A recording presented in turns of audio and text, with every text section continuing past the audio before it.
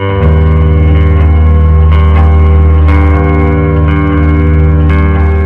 magandang umaga mga kaibigan, latest weather update po tayo ngayong araw po ng Martes, February 20, 2024. And bago tayo magpatuloy, please don't forget to like and subscribe and always pong pahit ng notification bell.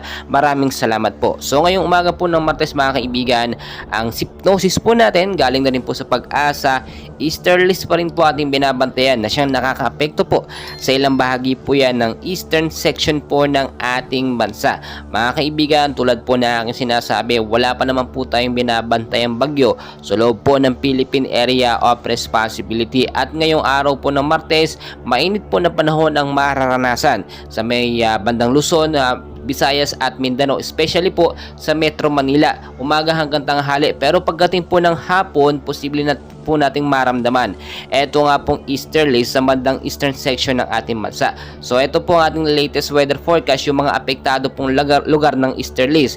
Ang ilang bahagi po ng Visayas, kasama na po ang Palawan at Kalayaan Island, Occidental Mindoro ay makakaranas po ng maulap na panahon ngayong araw po ng Martes, no? Pagdating sa gabi, mag-ingat tayo sa posible pong mga isolated light rains and heavy rainfalls, dala po yun ng localized thunderstorm at easterlies. Mga kaibigan, tulad po na yung sinasabi, mag-ingat pa rin tayo kahit mainit ang panahon, no? Dahil hindi po natin masasabi ang lagay ng panahon, babago-bago yan. Minsan, bigla ang pag-uulan po sa hapon kahit wala namang bagyo.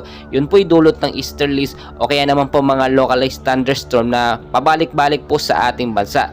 Dito naman po sa may Luzon, sa Metro Manila, mag-ingat po tayo sa bandang hapon. Pero ngayong umaga hanggang sa tanghali, expect po natin sobrang init po at maalinsangan ang panahon dahil po sa easterlies yan mga kaibigan. Sa hapon po, posibleng maging maulap ang panahon, bantayan po natin yan. Posible po tayong makaranas mga kaibigan ng mga isolated light rains. Mahinang pag-ulan lamang yan pero posibleng lumakas, so mas maganda bantayan natin. At kung kayo ay lalabas ng bahay mga kaibigan, lagi ko pong sinasabi, always know the weather before you go. Magdala po kayo lagi ng payong jacket o kaya naman kapote, especially mga magbabiyahe, yung uuwi galing trabaho at yung mga papasok sa school, no, lalo sa umaga. Kaya mga kaibigan, no, palagi ko kayong paalalahanan, no, ngayong February, ayon na rin sa Pag-asa, posibleng isang bagyo po ang pumasok sa ating Philippine Area of Responsibility. Maraming salamat mga kaibigan, and please pakishare po sa ating mga kababayan para aware sila at alam po nila ang lagay ng ating panahon. Maraming salamat po at magandang umaga po sa inyong lahat.